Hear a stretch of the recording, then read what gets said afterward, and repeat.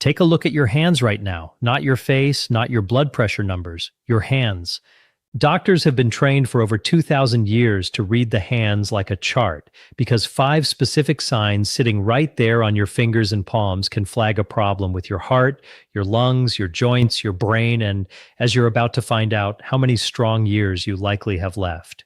Stay with me for the next few minutes because signs 3 and 5 are the ones almost nobody checks for, and by the end of this video, you'll know exactly what to look for on your own 2 hands tonight.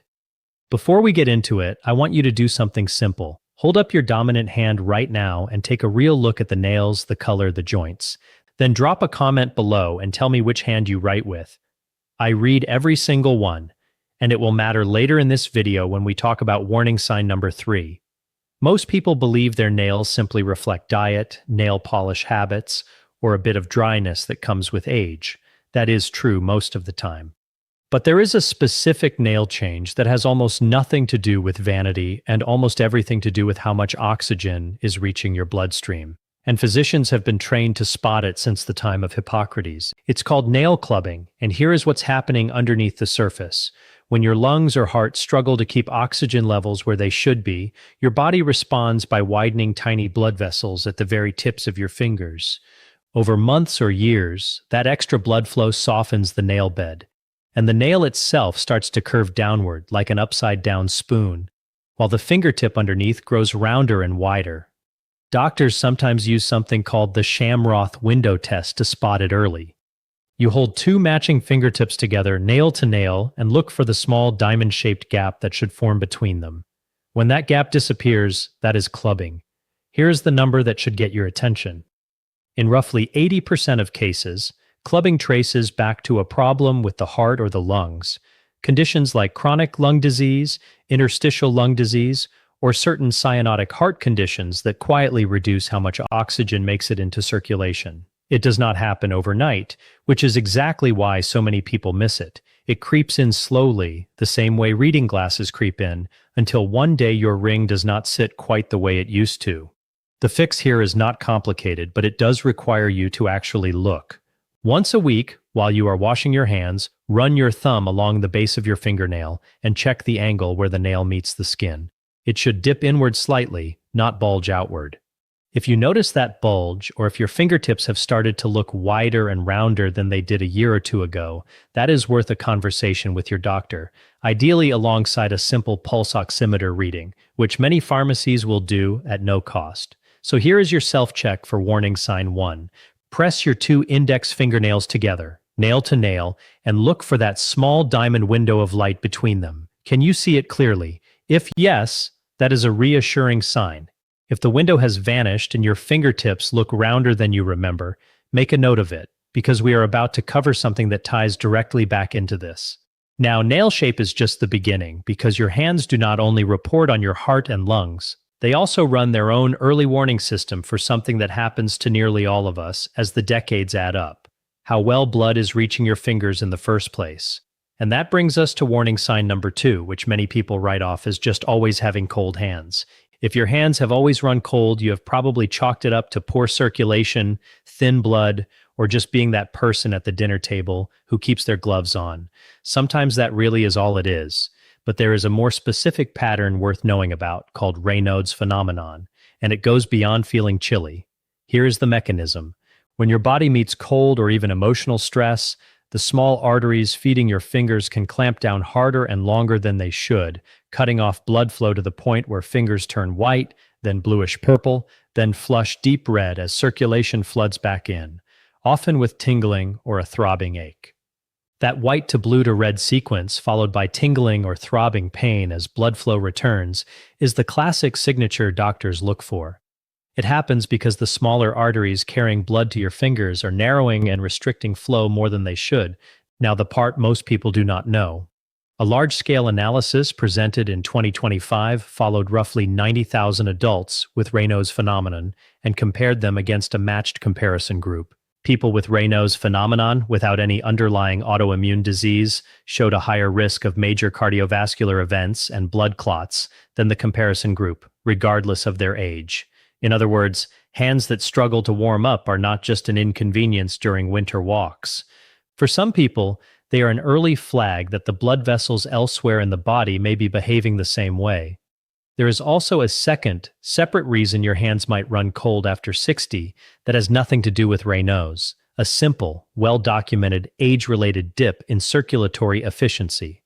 This is a well-documented physiological process rather than a disease, a natural reduction in circulatory capacity that makes cold extremities more common as we get older, because the small vessels supplying the fingers are especially sensitive to change.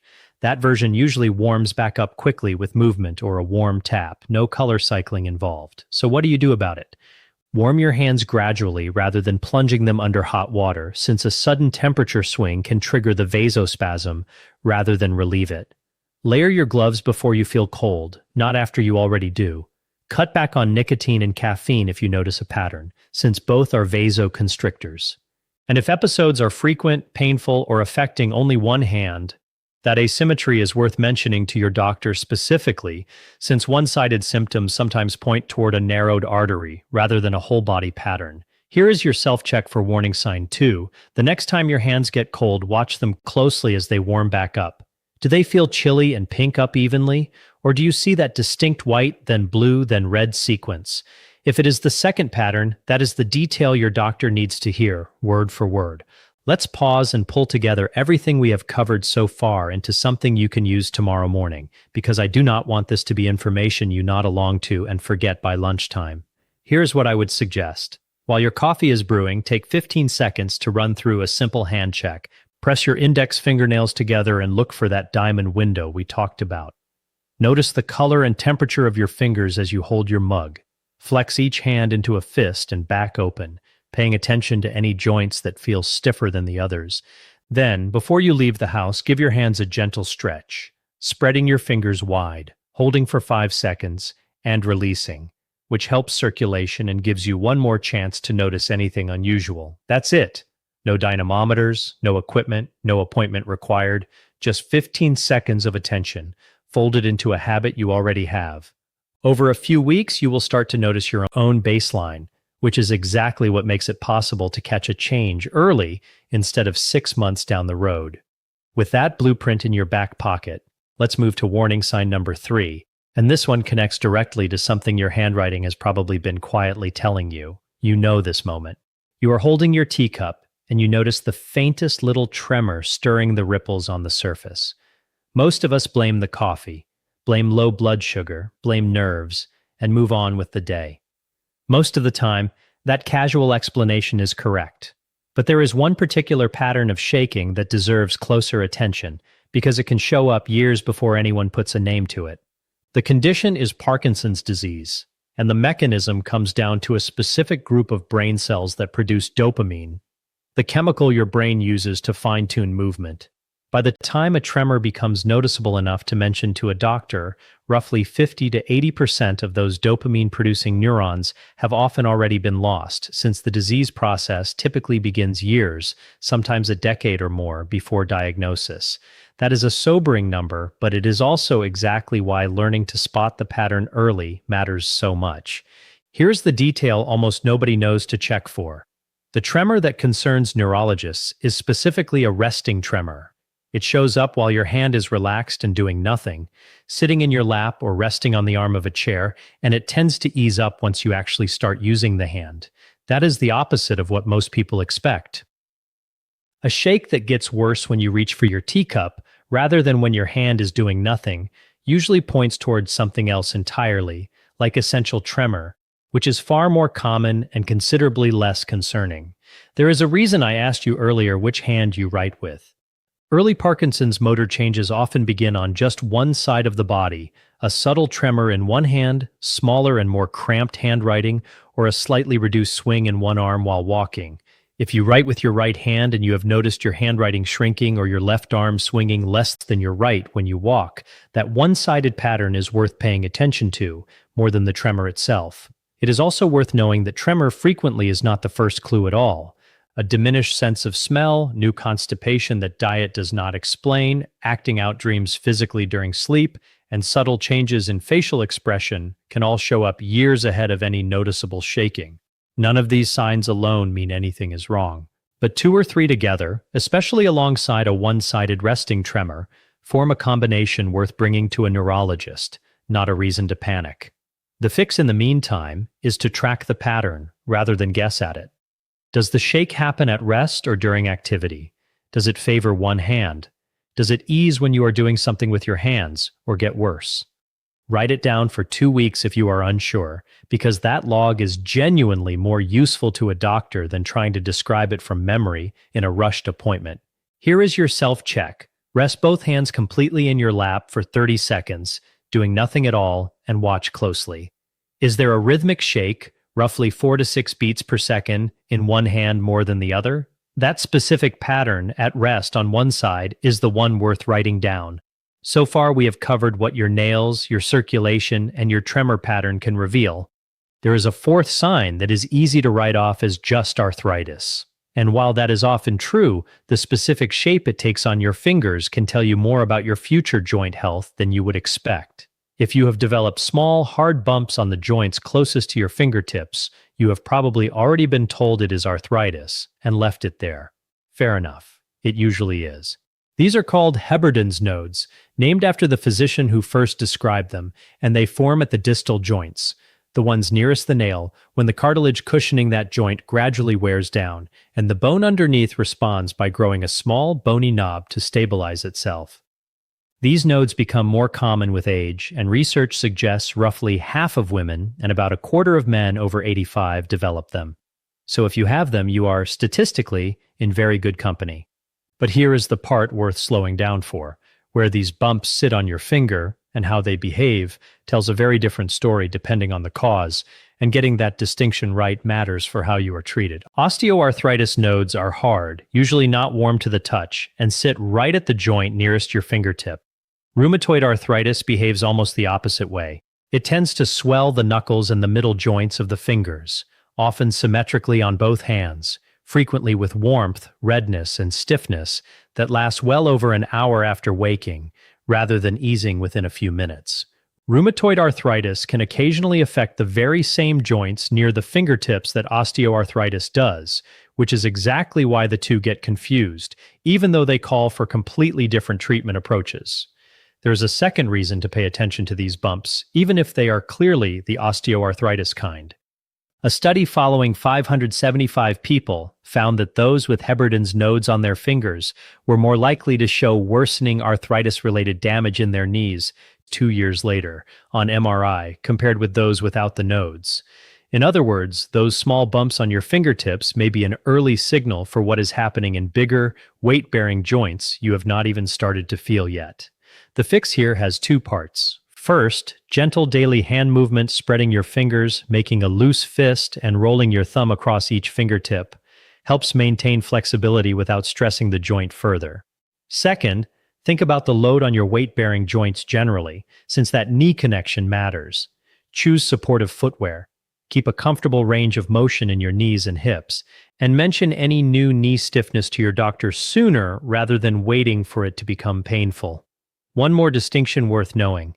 If the swelling you are seeing is in your knuckles rather than your fingertips is warm or lingers past that first hour in the morning, that pattern is worth a specific conversation with your doctor about rheumatoid arthritis. Do not assume it is the same wear and tear process. Here is your self-check. Look specifically at the joint closest to your fingernail. Is there a hard, cool bump there? Now compare that to your knuckles. Are they swollen, warm, or symmetrical on both hands? The location of the swelling is the detail that tells you which of these two very different conditions you might be looking at. I want to step out of teacher mode for a moment and tell you something as a physician, not as someone making a video. Early in my career, I was taught to always start a physical exam with the hands, not the stethoscope, not the blood pressure cuff of the hands. An older attending physician of mine used to say that a patient's hands would talk before the patient did, and for years I thought that was just a memorable line he liked to repeat to residents. Then I had a patient, a retired school teacher in her early 70s, who came in for what she described as nothing serious, just some finger swelling. She had had it for months and assumed it was simply arthritis, the same thing her mother had. I remember taking her hands in mine, turning them over, and noticing the swelling was not in her fingertips at all. It was in her knuckles, on both hands, symmetrical and warm. That pattern did not match what she assumed it was. Blood work confirmed rheumatoid arthritis, caught early enough that we were able to start treatment before any joint damage had set in. I think about her often because nothing about that visit was dramatic. She was not in pain that stopped her from teaching her grandchildren piano. She simply mentioned her hands almost as an afterthought on her way out the door. That is the thing about the signs we have covered today. They rarely announce themselves loudly. They sit quietly on the backs of your hands, waiting for someone to actually look. That is really the whole reason I make these videos. Not to alarm you, but to hand you the same 30-second habit I was taught as a young physician. Look at the hands first. It costs nothing. It takes less time than reading this sentence took, and more than once in my career, it has changed the entire direction of someone's care. Everything we have covered so far, the nails, the circulation, the tremor pattern, the joints, all involve looking closely at your hands. The fifth and final sign is not something you will see with your eyes at all. It is something you will feel, and it turns out to be more predictive of how long you will live than almost anything else we have talked about today. Here is where this gets counterintuitive, so stay with me. If I told you there was a single 30-second test that predicted your risk of dying from any cause, including heart attack and stroke, more accurately than your blood pressure reading, would you guess it involves a needle, a scan, or a lab result? It does not. It is your handshake. Grip strength, the simple force your hand and forearm can produce, is not just a measure of how strong your fingers are. It is a live readout of your entire body's physiological reserve, your muscle mass, your nervous system's ability to fire signals efficiently, and remarkably, the health of your cardiovascular system, all compressed into one squeeze. The evidence behind this is not small. In 2015, researchers published findings from the Prospective Urban-Rural Epidemiology Study, PURE for short, following nearly 140,000 adults across 17 countries for roughly 4 years. The results, published in The Lancet, were striking. Every 5-kilogram drop in grip strength was tied to a 16% higher risk of death from any cause, a 17% higher risk of cardiovascular death, a 7% higher risk of heart attack, and a 9% higher risk of stroke. Here is the detail that made cardiologists sit up. Grip strength turned out to be a stronger predictor of death and cardiovascular disease than systolic blood pressure itself, the very number most of us get checked at every single doctor's visit. It does not stop there. A separate study following adults 85 and older for nearly a decade found something just as important. It is not only your grip strength today that matters, but its trend over time. Participants whose grip strength kept declining year over year carried a meaningfully higher risk of death for every additional kilogram lost, while those whose grip strength held steady or even improved saw their risk drop substantially. In plain terms, this is not a test you take once and file away. It is a number worth tracking, the same way you would track your weight or your step count. I want to tell you about a patient of mine, a retired electrician named Robert. He was 78, sharp as anything, still did his own crossword every morning before breakfast. What brought him in was not his heart or his lungs. It was that he had started struggling to open the pickle jar at Sunday dinner, something his grandkids had started to gently tease him about. He almost did not mention it. It seemed too small, too ordinary to bring up during an appointment about his cholesterol. When I tested his grip strength against his numbers from 2 years earlier, the drop was substantial, well beyond what you would expect from normal aging alone.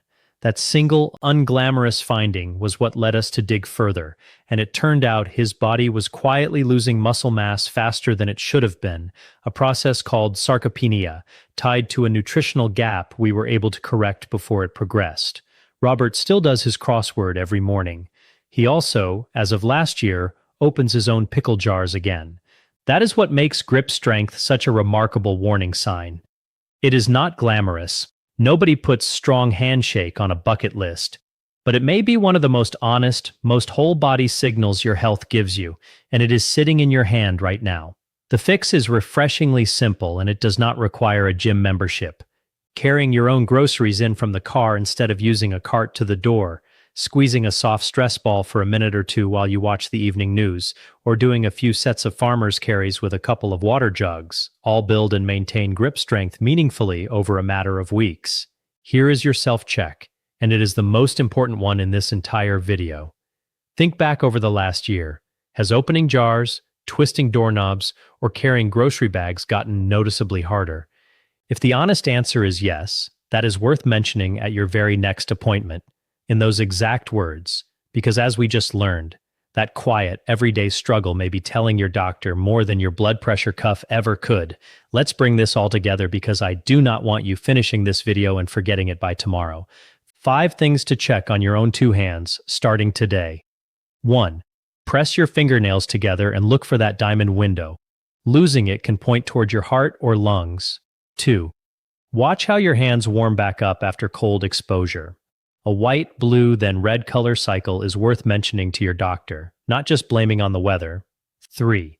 Rest your hands completely in your lap for 30 seconds and watch for a rhythmic shake, especially one that favors a single side. 4. Check the joints nearest your fingertips for hard, cool bumps and compare them to your knuckles, which should never be warm or symmetrically swollen. And 5. The one I would genuinely put at the very top of this list.